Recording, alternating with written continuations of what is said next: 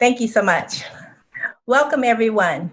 We are so happy and honored to have you participate with us today in the 2021 United Nations Food Systems Summit Dialogue, convened by the Intercontinental Network of Organic Farmers Organizations, ANOFO, and ANOFO North America.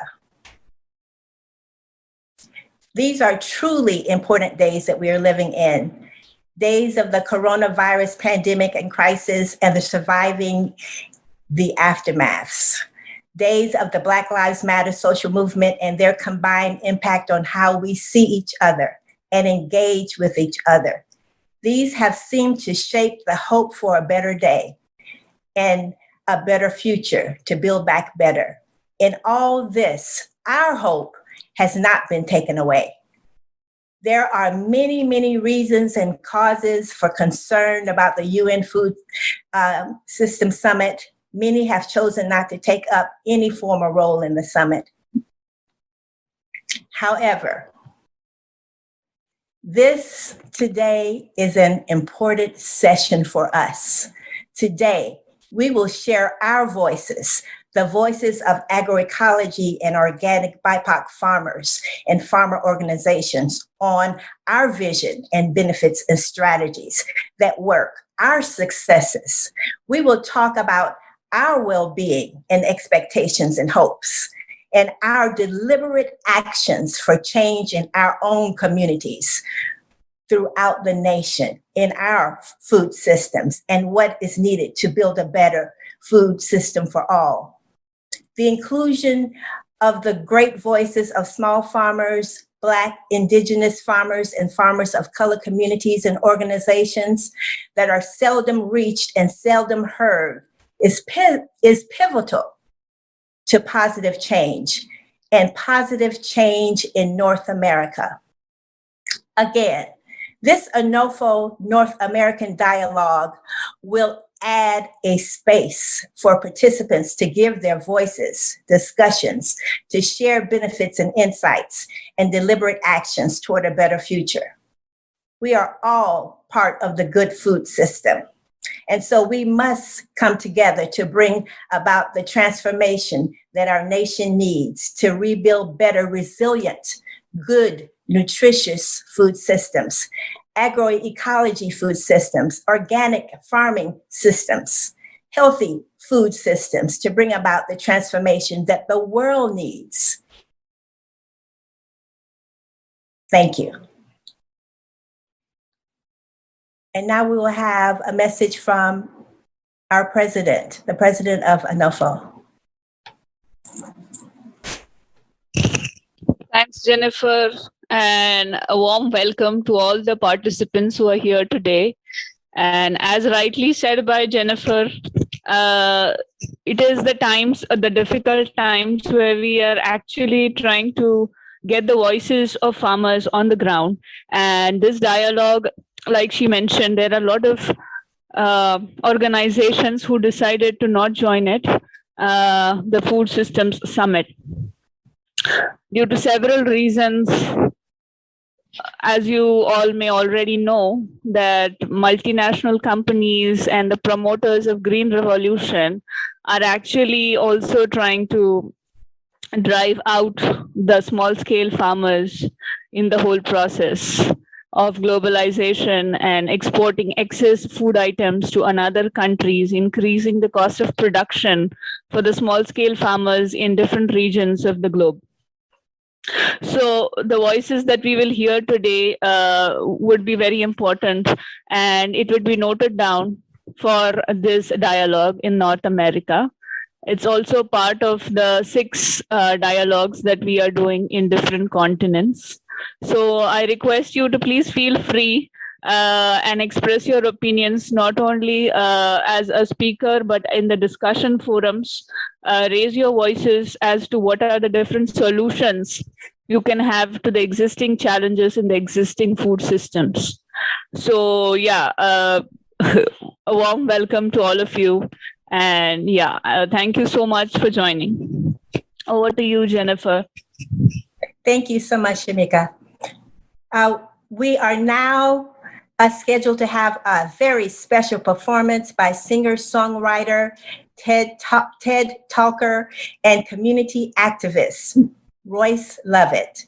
He will be performing Up for Love from his Motown release, Love and Other Dreams.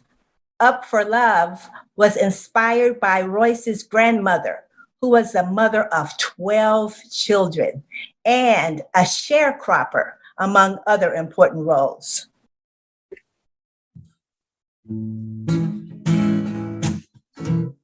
Everybody, I hope you're doing good today or tonight, wherever you are right now. I thought I'd play this song because I think it's important to realize how resilient, all of us are right now, and the importance that Black, Indigenous farmer and farmer of color have in the role that you guys play in this meeting right now, because everything you do is for love of the generation to come and more people. Up for love, yeah, yeah. Up for love, yeah, yeah. We up for love. Oh, we up for love, yeah. Oh, up for love, yeah, yeah. Up for love, yeah, yeah. Up for love. Yo, check, check, check. We gonna be fly, fly, fly, fly, floating through the skies like a dream. And when they say we can't fly, fly, fly, fly, we gon' smile and show them our wings, leapfrog through the clouds. Never been in with the crowd, so proud to be ourselves. Yes, I gotta do me, get out, hit the streets, spread love, cause the world really needs some help. Yeah, we don't need a witness, we don't need forgiveness, forgiving our hearts, see we can rip it apart. It'll still be strong even when we not home. I'm connected to love, and if you think that it's wrong, I don't wanna be right.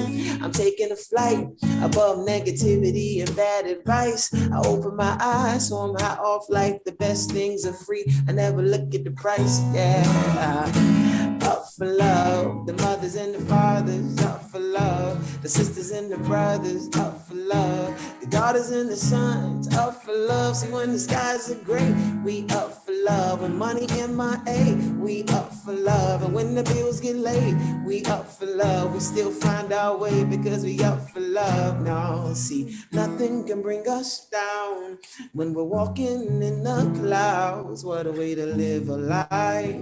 Yeah, and we can do it till we get it right. Keep trying, nothing can bring us down when you're walking in the clouds. What a way to live a life. And we can do it till we get it right. The mothers and the fathers, up for love. The sisters and the brothers, up for love. The daughters and the sons, up for love. The daughters and the sons, we up for love. And nothing can stop us, we up for love. Yeah, yeah, yeah, up for love. Up for love, yeah.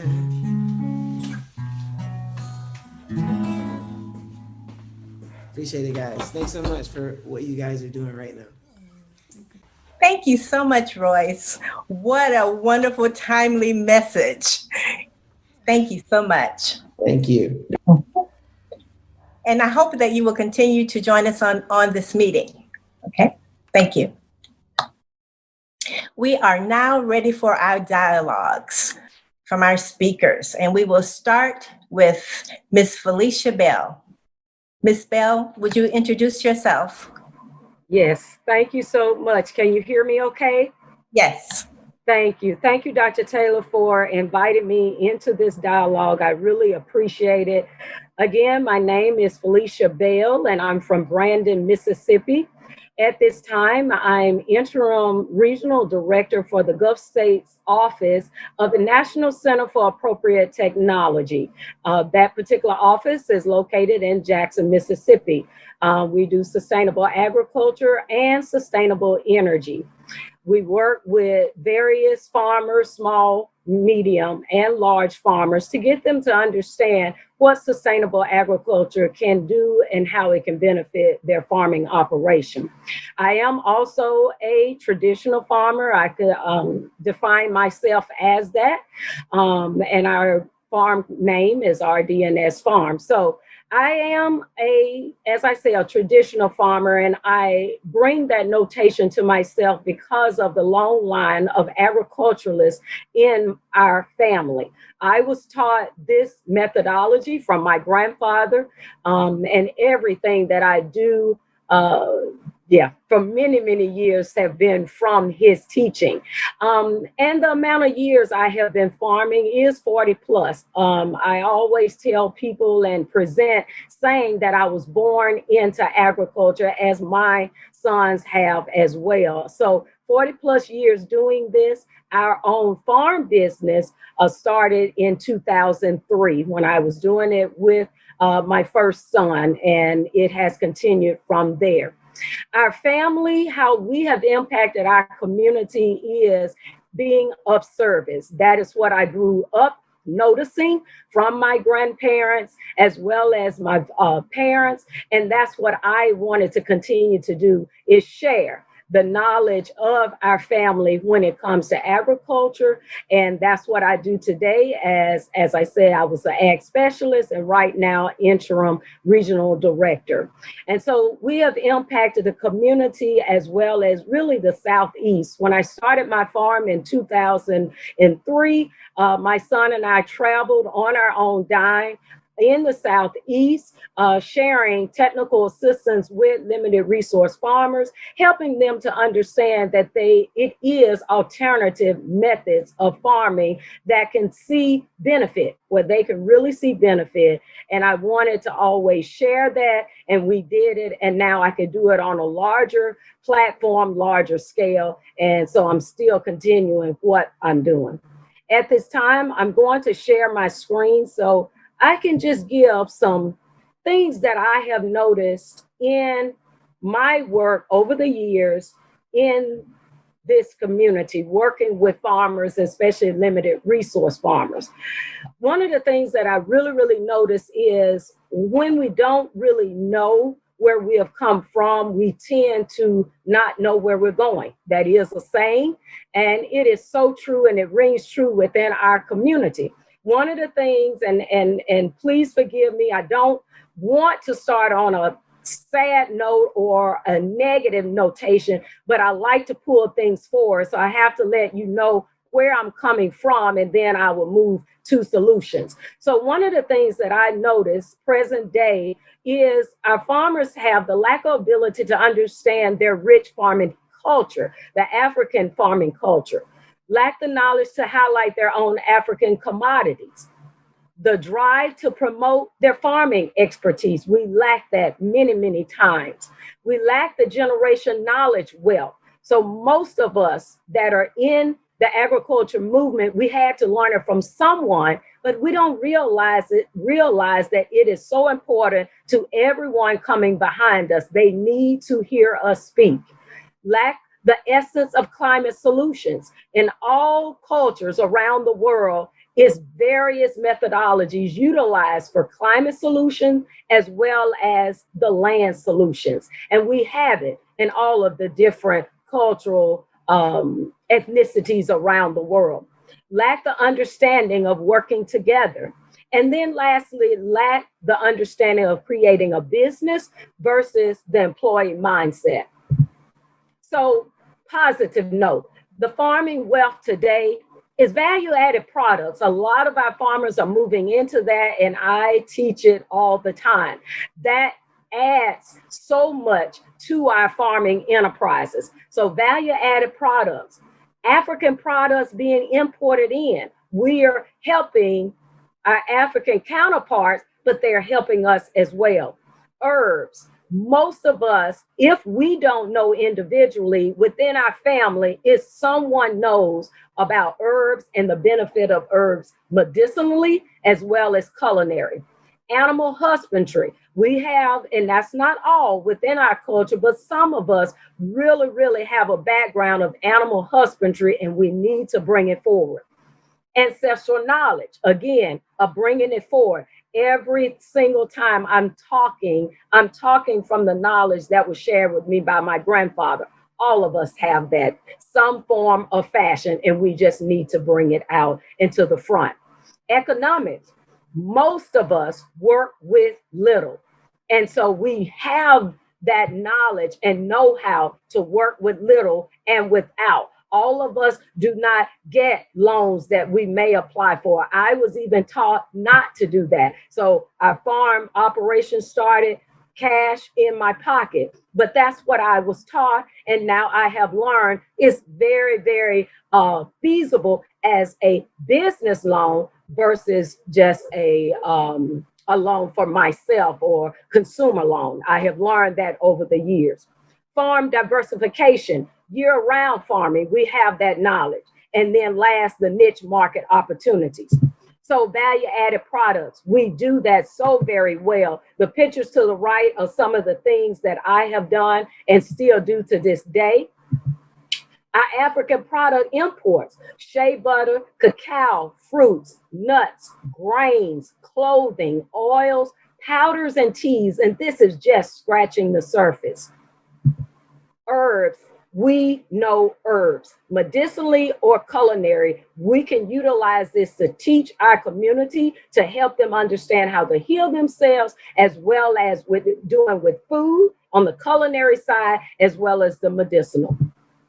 Pastoralism, we know, the ones of us that are animal husbandry, we know how to do this very, very well. And these are some things that we can share with our community and with the world. Hunter and gatherers, that's what we were. Traditional nomads, that's what we were. And of course, still on the African continent, these people are still there. Ancestral knowledge, bringing it forward, what have been shared, we have to keep passing the baton. And the economics, working with little. Most of us have small acreage. Sometimes we lack that equipment. Cooperative equipment share we have to deal with, so we can't always get equipment when we need it. Lacking access to quality seeds all the time, transplant and amendments because maybe lack of funds. And then small number of breeding stock. That's what we start out, but that don't mean we stay here. Most of the time we start out like this and then we continue to grow because that's the positiveness within our culture. We can start from little and we gain and grow.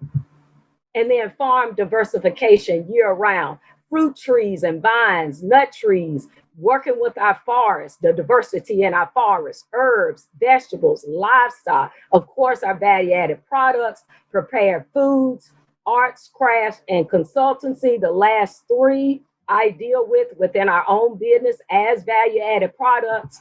And then niche market opportunities. All of these here is what we do on our farm. And also I have 3 sons, and that middle picture is my middle son, Vegan Donuts. So just creating niche markets for ourselves really, really add to our farm operation. And so in summary, sharing our richness in America of our ancestral knowledge is so valuable to our wealth building and generational longevity. Proudness of our ancestral farming practices. Thank you so much for having me today.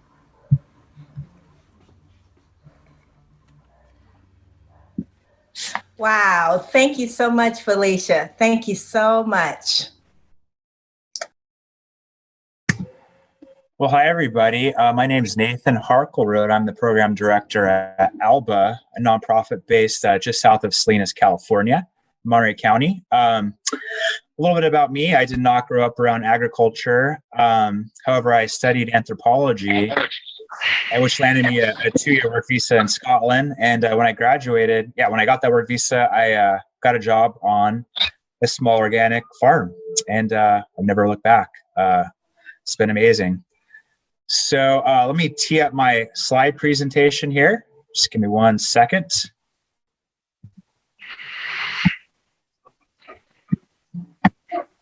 Okay, can everybody see my screen all right? Awesome. All right, truly it is an honor. I am absolutely humbled to be here amongst all of you and to have an invitation to speak at this very important forum. So ALBA, as I mentioned, is a nonprofit. It stands for the Agriculture and Land-Based Training Association. And ALBA also means dawn in Spanish, which is very fitting, just as each day is a new beginning. ALBA represents a new beginning for our participants, the majority of which are immigrant farm workers. So a little bit of the context in which we are operating. Farmers aren't getting any younger, with the average age in America and California being in the low 60s. So we need to fill those boots. And we have some major discrepancies, in our agricultural system. We all know that, 90% or more of the agricultural workforce is Latino, yet they only represent 4.4% of farm owners in this country. And it's 93% white. So it's quite clear that something is askew there. And at the same time, consider that, at its peak, there were 7 million farms in America. And now there's 2 million, but two-thirds of those are generating sales under $20,000. In other words, they're not really farms that are generating a livelihood, right? On the other end of the spectrum, the largest 4% of farm operations in America represent 70% of sales. The middle is shrinking, okay? And the small family farm is an institution in America that we want to try to preserve. Now, all this is happening in the context of a huge opportunity for our food system. We have 70% of farmland changing hands in the next 20 years. In the next decade, that's 400 million acres. So that raises two important questions. Well, who's going to be the next generation of farmers for this country? And what kind of farms do we want? From ALBA's perspective, we recognize that large farms are important, but we want to kind of rebalance that with, opportunities for small scale and medium scale farmers. And in our experience, farm workers represent a tremendous talent pool from which to, generate the farmers that we need in this country. So because we're at the crossroads of so many of these issues, we've gotten a little bit of attention over the years, as you can see there. Okay, I hope that gave you a little taste of our farmscape and some of the faces at ALBA and the activities. I'm going to jump back into my PowerPoint now. And note that there was an open invitation there for you all to come and visit. And we truly do hope that you can sometime in the future. Okay, so, our entire program is a 5-year program, and it starts in our farmer education course. And most of the folks coming in are farm workers, and that's about 66% on an average year, 2/3. And the other folks that come in, we have college students from the local community college that are studying ag production. Those are usually the children of farm workers. And so we cover a range of topics related to starting your own organic farm. And we have amazing guest speakers that come in, and we utilize our own staff. And we actually farm an acre together as a class to get some real hands-on practical experience. Here you can see some of the faces of ALBA. And it truly is a diverse group that comes in, folks from all over Mexico, people that have been doing a range of activities and within the local ag industry. We get some career change folks, some people that already have access to land. And I always tell the folks coming in, look, we're going to learn as much from you as we could possibly teach you, because folks come in with so much knowledge, including, indigenous knowledge from Mexico on how to farm organically. It's one of the reasons that organic is such a good fit for our participants. So we create a learning community, and we share what we know and take the time that's necessary to develop other skills that we need. So we serve about 35 participants in our farmer education course, of which 20 to 25 will graduate in any given year. And then of that group, we take in the range of 10 to 15 into the second phase of the program. This is a 4-year service that we provide, where folks can actually lease the land at ALBA. So the idea is that everybody starts off really small on a half acre, and each year they can scale up. We subsidize land, but those subsidies go down over time to get people market ready.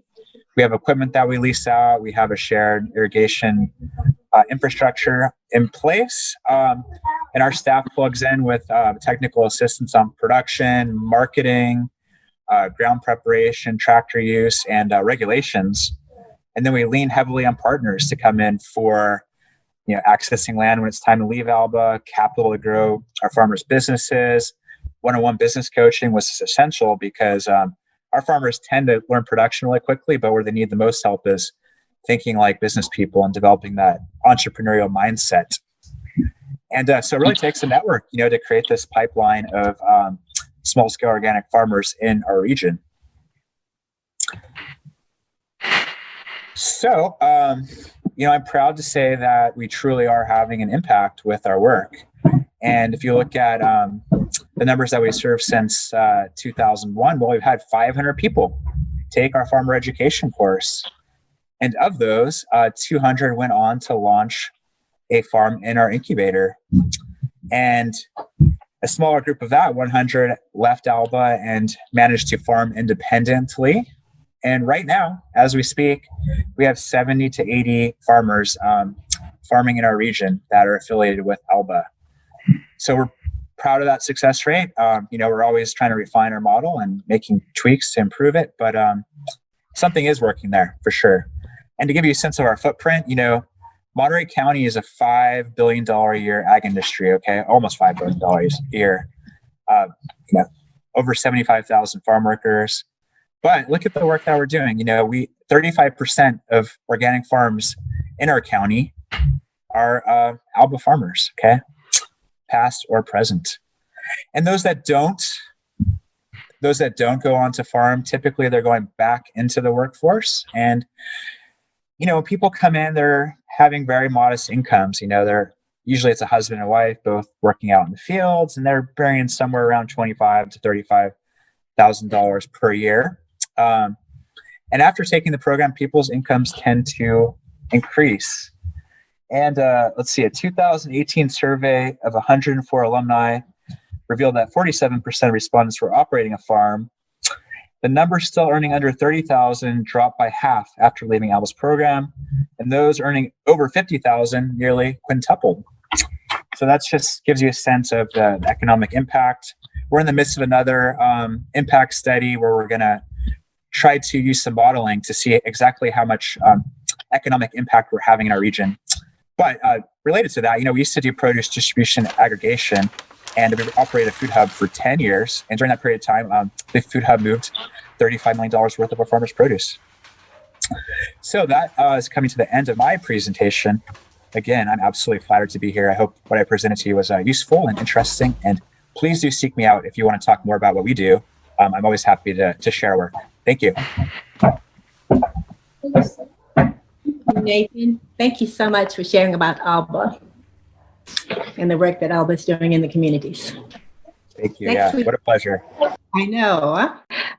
Next, we have Susan Anderson. Sure, speak, Jennifer. Okay, thank you, Susan. I salagi ani galohi. I am Sheluya. Agi kalampoti. Di kalaka. So at South Modelega, Chakanawa, Kalakladi, Eladia Yekli. Agi kalampoti. Agunali gigagenali nega, nole nega. Gaheli Eli J. Anika Negada Nahiaha.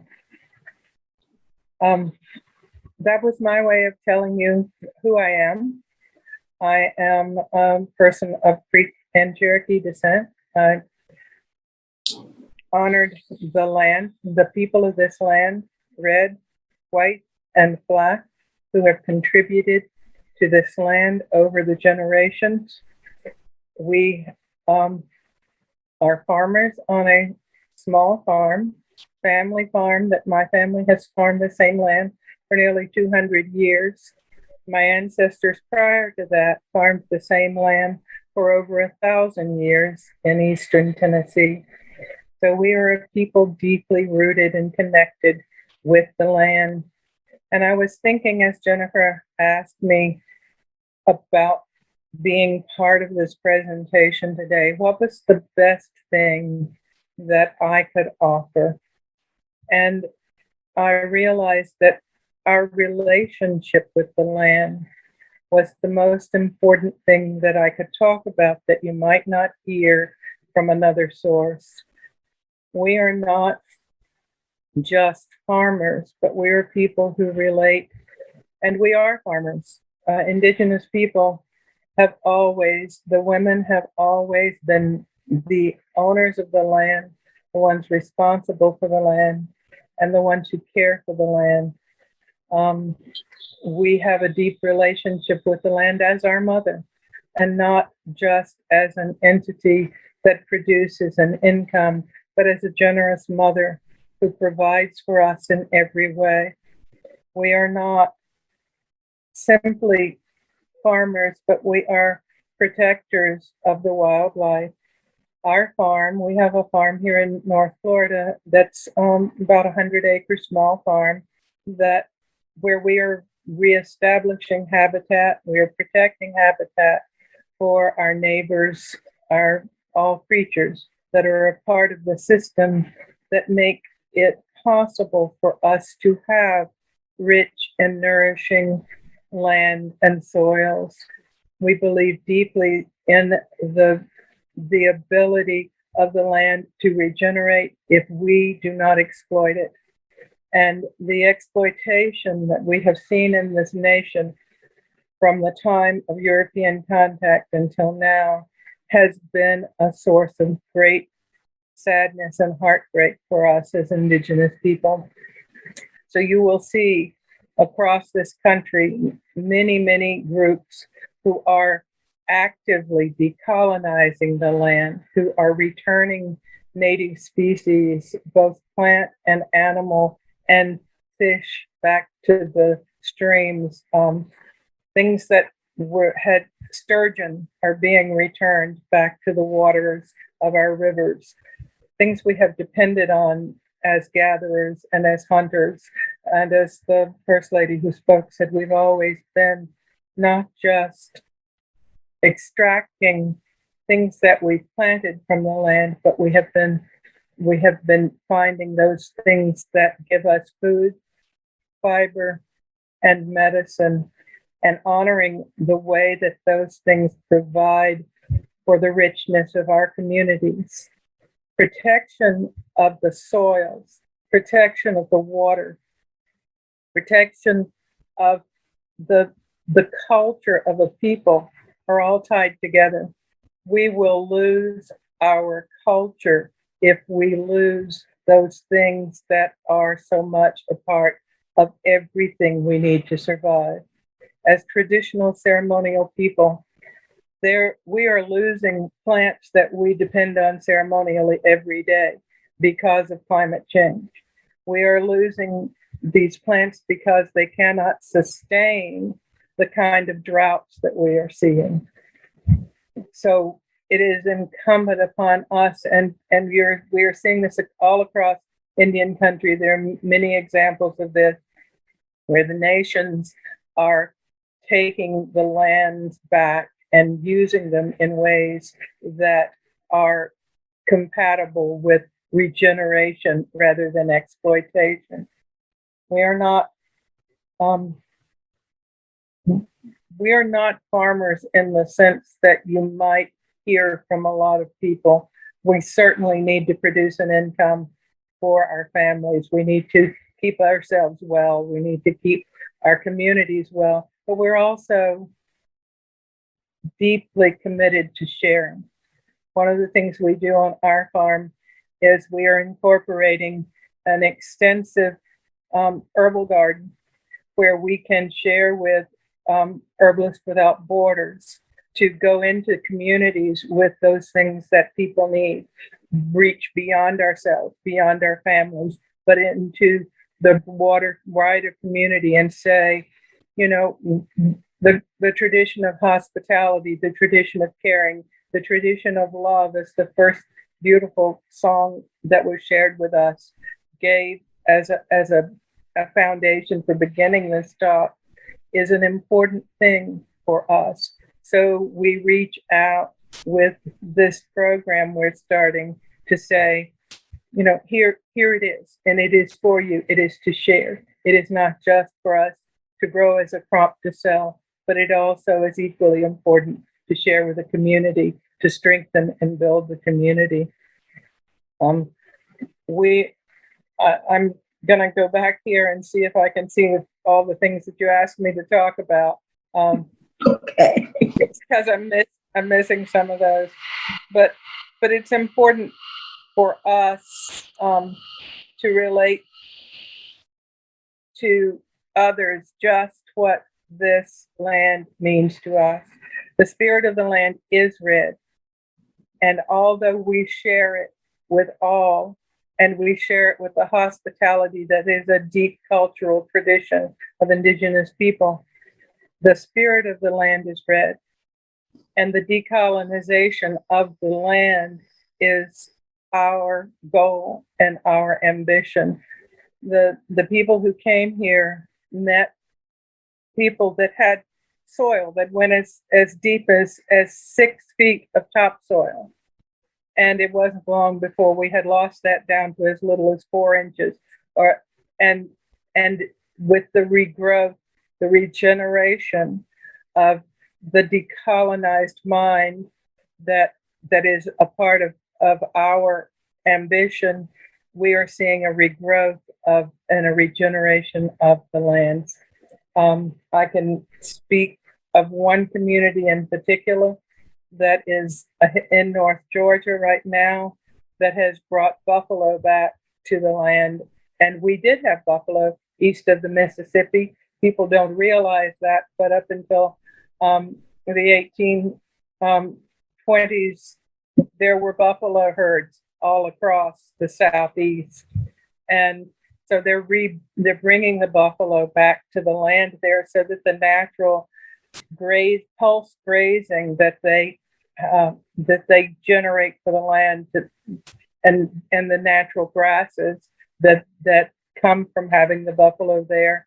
They're also they have a hatchery and are returning the sturgeon to the rivers. Our rivers have been dammed, so sturgeon, need to go upstream to lay their eggs, just like salmon. We hear a lot about salmon in the West, but we don't hear much about the striped bass and the sturgeon that we have abundantly here in the East, and how we can work towards bringing those things back.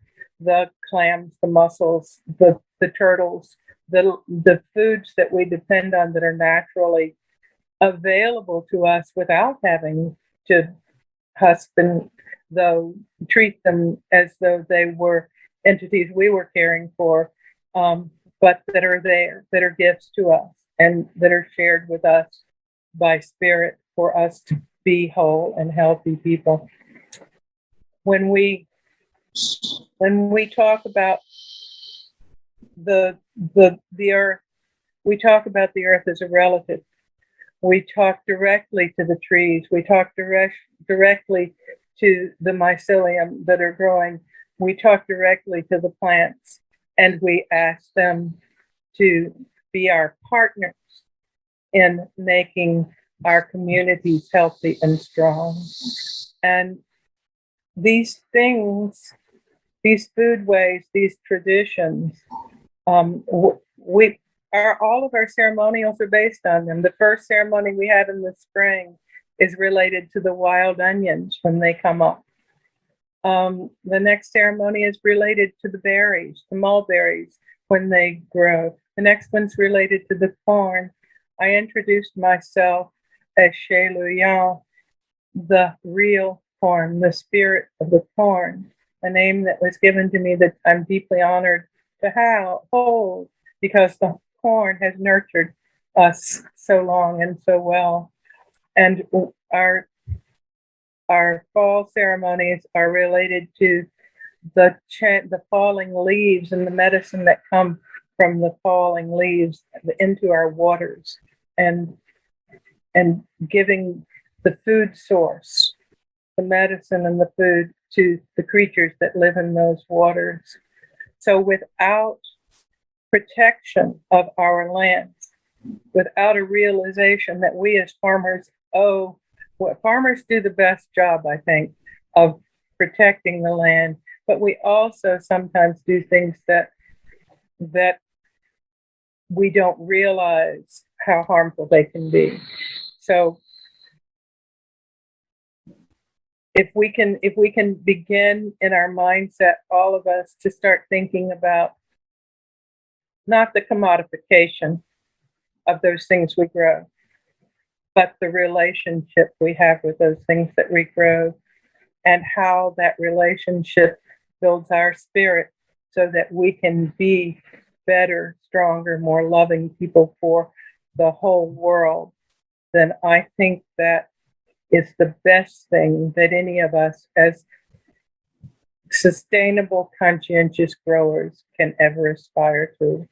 And those are the things that I believe are happening today. And I'm seeing a new movement towards that. And I'm very grateful. I'm grateful for the opportunity to be a part of this program and share our very unique way of looking at farming and growing. Thank you. Thank you so much, Susan. That is so wonderful to hear and to learn. The knowledge is so great. Thank you so much. Next, we'll have Mr. Tillman and Overbay.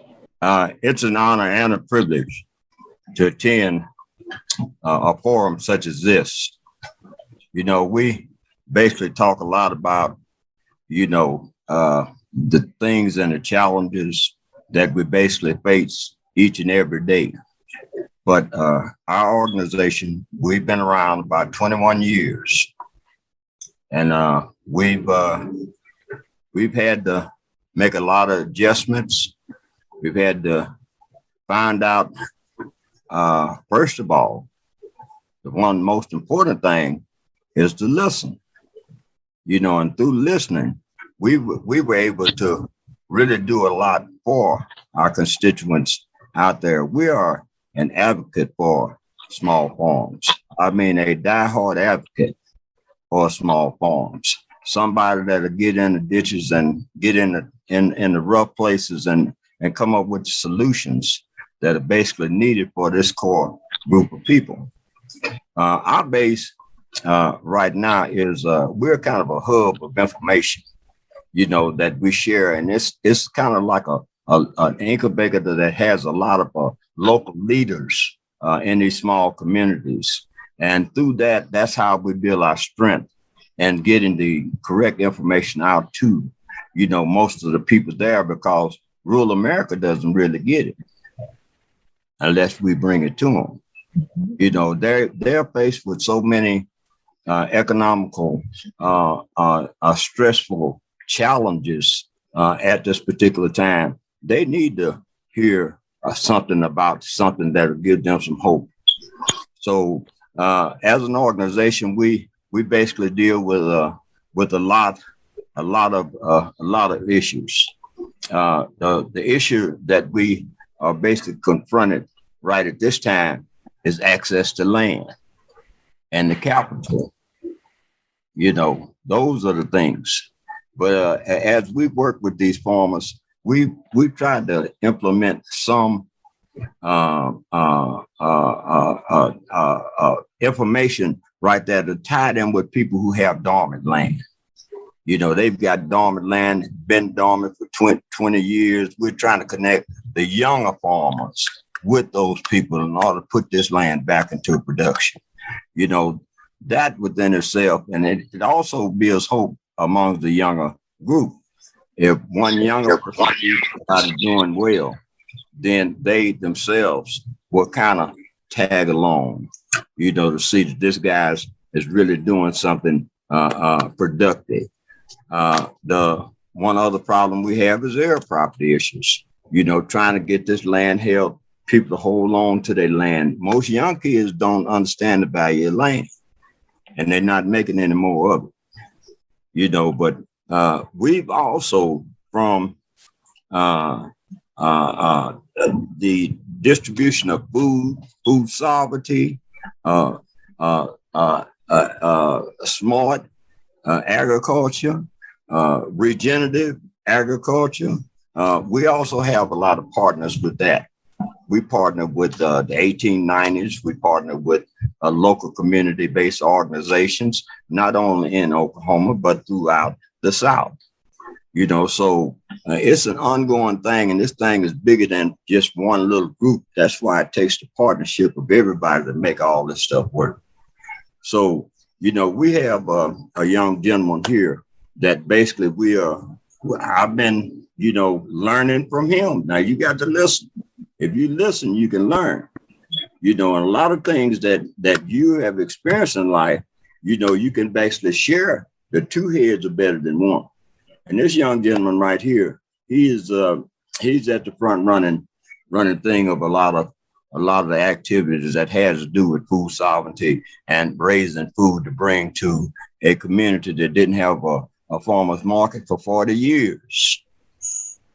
The Oklahoma Black Historical Research Project put the first market into the northeast quadrant of Oklahoma City, Oklahoma, where they hadn't had a farmer's market for 40 years.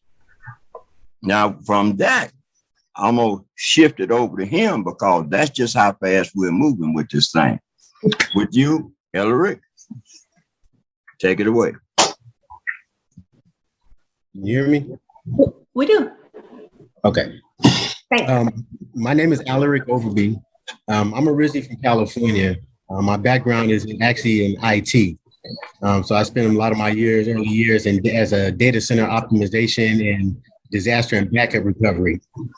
In 2015, I moved to Dallas to work on a project with a company.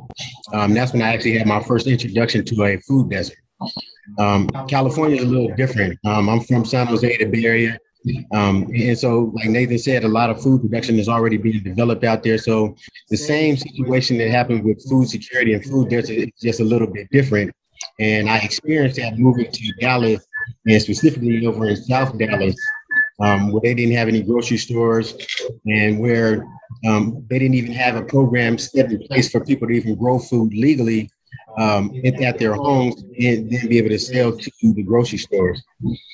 So when I got introduced to that problem, I also got introduced to vertical farming, and this was around in 2015.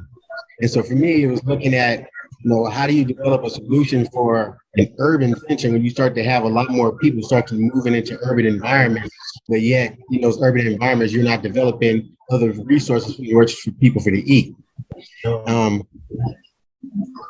Kind of fast forward, I wound up moving to Oklahoma City about 2 years ago in response to a grocery store shutting down, which made Northeast Oklahoma City the 10th largest food desert in the country. There was a study done by the Lynn Institute in 2015 that basically said that the people in Northeast Oklahoma died and have a life expectancy that's 10 years shorter than the other people around them simply because of their access to food. High issues of diabetes, education, all of those different things. For me was like looking at what is the source, and nobody had seemed to be addressing the source. And then a lot of the programs, a lot of the projects, and a lot of the solutions that were coming up weren't developed by the people that was inside of the problem, but they were developed by the people that was on the outside. So for somebody like that, that's just about putting on a Band-Aid because you're not really, you're not going in there and examining what the disease is, what the problem is, what the root cause of that problem is. And the root cause is that these communities get put in a situation where they're no longer biodiverse, meaning that they don't produce anything. And like anything, if you're not being productive in your environment, whether you're a fish, whether you're a cell, whether you're a business, if you're not being bioproductive, you just don't have the ability to survive. So what I did was the original goal was to come out here and set up a vertical farm inside of a grocery store. And that was attacking the grocery store and attacking the food market from a little different perspective. And it was more looking at it from the economic perspective as to the fact that grocery stores, they're not producers. Those are consumers just like we are. And so a grocery store without a producer isn't anything. And so really it's about taking that power that the farmer has and leveraging that power to those grocery stores who are the ones that create some of these economic troubles for local farmers when they start to source farms and source produce from a long distance. They have to pick that food early. They have to order a certain amount. They have a drop ship cost. They have a storage cost. They have a waste cost. All of these different logistical costs goes into the end product that actually gets sent out there to the consumer. And that's where the farmer itself gets pulled back. So for me, as a large farmer selling something to a large grocery store, my price point on a bunch of collard greens might be 89 cents. Whereas if I'm selling directly to a consumer, that price point is more like $2, $3. And so for us, it's about looking at and putting those grocery stores in the situation and in the position to say that, hey, rather than us look at battling you and fighting you to get produce and local food into your market in order to make local farmers economic, what it is that we're solving a problem from you on the back end. Farmers have the ability, local farmers, when you start to invest in local farmers on a micro scale. So I'm a micro farmer, so I only have 4 acres and 9 hoop houses. And so what I'm able to do is produce a lot of food in a small amount of space. And so doing it that way allows us to be a lot more economic and gives us a lot more control of the market, because now it's not just about organics or farm raised. It's more about what's local, what's sustainable, and how are you, and where's my food coming from? And that's what people are looking for. And so they're willing to pay a higher price point. So for us, it's about how do we figure out how to teach these new farmers and the local farmers how to be a lot more innovative when it comes to technology. We use everything from sensors, water sensors, to drones in order to basically track our produce and look at what we're doing. That's going into looking at how you're tracking using new technology when it comes to actually tracking produce. And when you have an outbreak, most of the 65% of all the romaine lettuce in the country is grown in Salinas, California. So when they have an outbreak, that's something that affects everything across the country.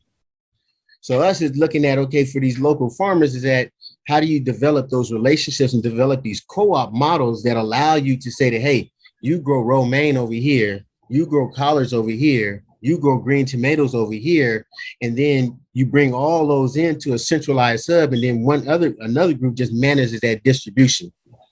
So those are some of the challenges that we have out here in Oklahoma, where we recently started working with a large grocery store, but the grocery store had never done any business with local farmers because they didn't know that we even existed. And so for out here, local is considered 400 miles away. And so for local restaurants that are out here, we work with them, and a lot of times they go to these places, and because of their demand and because there's such a control in the market at that level, that they don't allow them to come in there and buy 10 or 15 cases of collard greens, and they don't do that because then that affects their market. And so that's where I think that the local farmer and the small farmer have the advantage. It's almost like the art of war, and being a small army and moving, having the ability to be a lot more mobile. And that's one of the things that we're trying to teach local farmers out here and co-oping with local farmers is that I have a website, and on my website, I simply start to carry all these local farmers products. And then we have a box that we'll basically set up, and people make orders from the box based on those individuals' products that we fill those boxes with. So for us, it's taking a lot of that legwork out for that farmer to make them a lot more economic and to handle that distribution more on a local level. And again, working out some of those logistical issues, and then going into these schools and teaching these kids, both vertical farming and indoor agriculture and how those things work with traditional farming and hoop houses, in order to create a more sustainable model where now you're growing food all year round. You're adjusting to the market as opposed to, shutting down production for a certain period of time and knowing that you have to force yourself in order to make a certain amount of revenue during this period of time in order to be sustainable. But the market and the demand for food is something that is perpetual. It's all year round, always. That's the one thing that we all have in common, is that we have to eat. And so it's how do we take advantage of that, and how do we capitalize on that? Thank you. So this is Focus Urban Farms. Now, when we say urban, we're a micro farm located in the middle of a neighborhood in Edmond, Oklahoma. At this location, we have 9 hoop houses sitting on 4 acres. It's estimated at 23.5 million people. You guys know these statistics live in a food desert. So the main goal, what we're doing is looking at how do you infuse local food into these communities in order to create a sustainable model that's based on economics. Since I've been doing this since about 2015, community gardens, for example, aren't economic models, and that's one of those things that a lot of people took on, and kind of spent their wheels on, was setting up these community gardens, whether it been in the community or whether it was at a school, and didn't understand that it takes work, and getting people to come out there and actually do that work, that labor, and that manage that stuff is, that's not really what they signed up for. They like the rewards of it. And it's also through that model that I feel that that's where local farmers, that's their meat right there. Is the fact that that we work. So we're also working with some other local companies when it comes to producing plant-based materials. Plant-based plastics, for example, is something that we're working on with a local company out here when it comes to looking at weed barriers. So those are just some of the things that we're currently working on. Having an opportunity to work with a more of an international organization, getting more ideas about what are some of the other best practices from addressing a lot of these issues in other countries, in other states. How do we kind of grab all of these different tools and create a model that can be implemented, and then duplicated, and distributed. And I think that's where you start to create more jobs when it comes to getting into a lot of these urban settings. And when you start to looking at how do you pull in the next generation of farmers, is that you got to make farming both cool and economic at the same time. It has to be something that they're attracted to. Being able to pull up something, being able to pull up and look at their phone and be able to look at, their system where you can pull up your phone and look at the nutrient density of your plants, for example. Those are the technical things that kind of start to get kids, I think, a lot more involved in the future of agriculture, because like we all know, by the year 2050, we're going to need a landmass the size of South America. And if we're not growing any new food, then somebody else is going to take over feeding us. And I don't think that's what we want for our children. Thank you.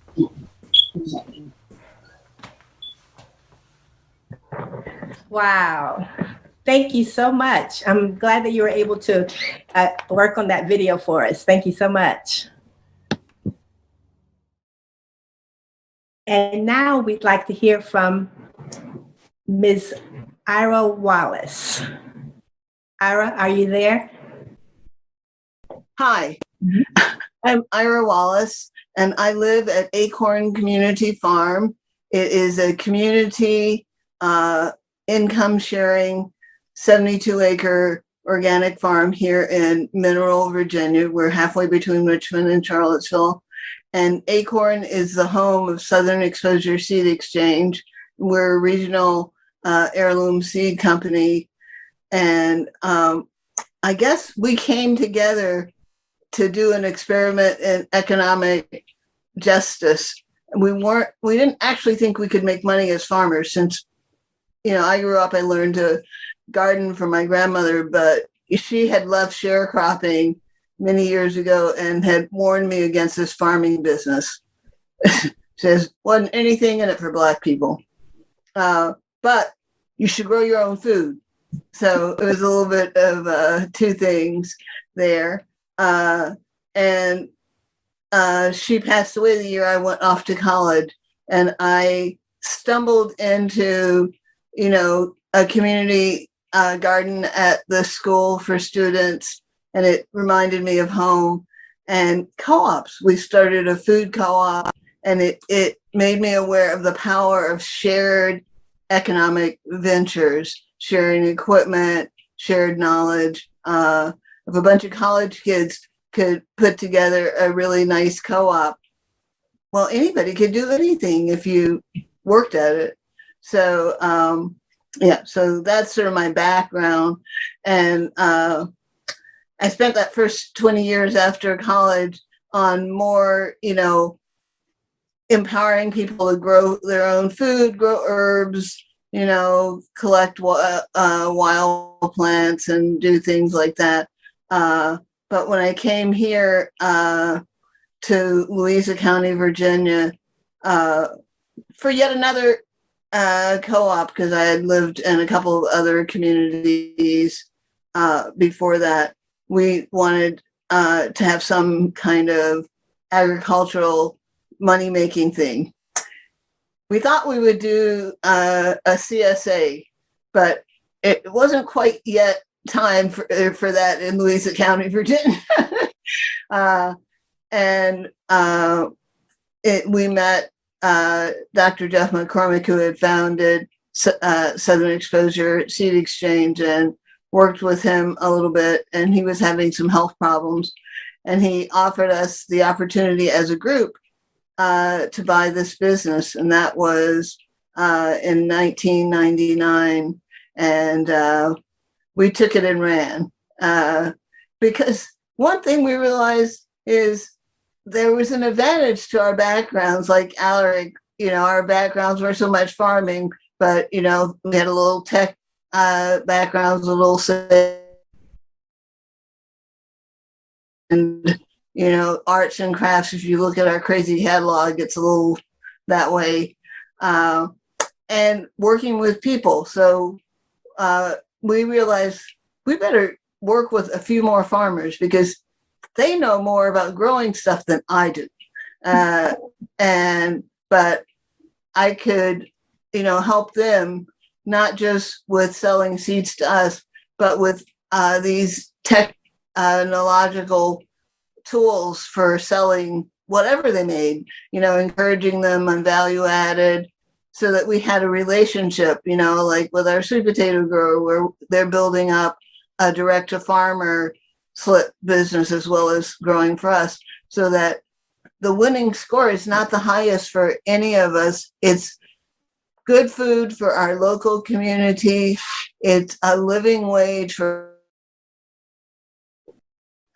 and it's taking limited resources and stretching them so that we get as much as we can out of it. And the opportunity, farming is white, but seed farming is even whiter. But there are Black people still involved in seed keeping, and Native people in seed keeping, and to find that place where seed keepers could find seeds that they felt comfortable with and that worked in their farming system to make money. And when during the pandemic, it was the opportunity for us to speak out on our model of cooperation. So when we were busy, we said, here are all these other little seed companies. You can support them and build a movement. And it was really a relief, a breath of fresh air to suddenly, have people talking about as we came out of it.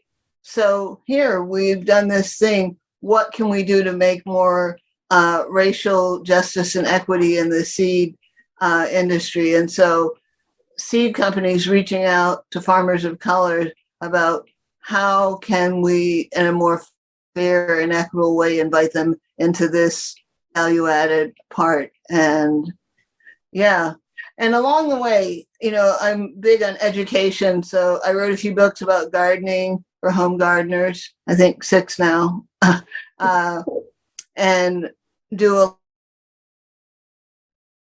hands-on workshops, because people who garden a little bit really appreciate high quality homegrown food. So you'd think that that teaching people to grow food is going to have them not buy things at the farmer's market or from local farmers, but those are your most loyal customers because they know how much work it is. Mm-hmm.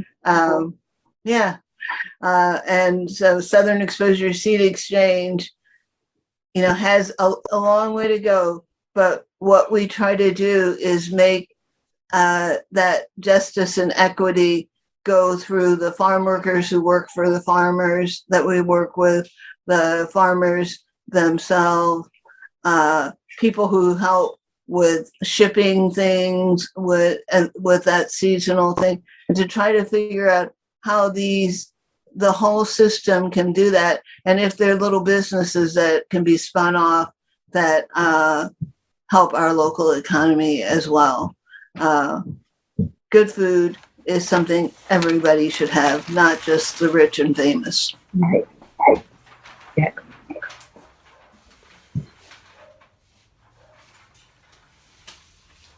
Thank you so much, Ira. So all those great pictures, I thought I should have set up a slideshow with my farmers so you could see their beautiful faces, but didn't do it. Next time. Next time. Thank you so much. Thank you so much. Wow, so inspiring.